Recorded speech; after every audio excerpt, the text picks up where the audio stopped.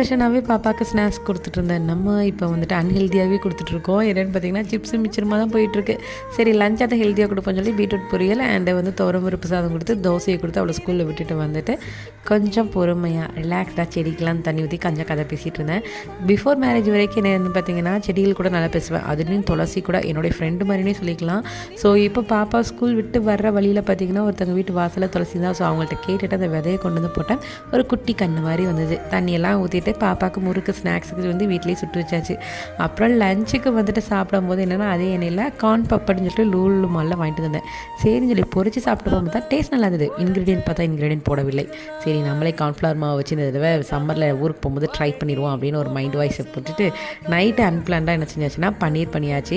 ஏன் அன்பிளான் சொல்கிறேன்னா all packet வாங்கிட்டு வந்து 2 நாள் ஆக போகுது. ஸோ பேக்கில் பார்த்தோம்னா எக்ஸ்பயர் ஆக போகுது நாளைக்கு அப்படின்ற மாதிரி இருந்ததுனால சரின்னு சொல்லிட்டு நைட்டு உட்காந்து பண்ணிட்டு தான் நல்லா சாஃப்டாக வந்துருந்தது.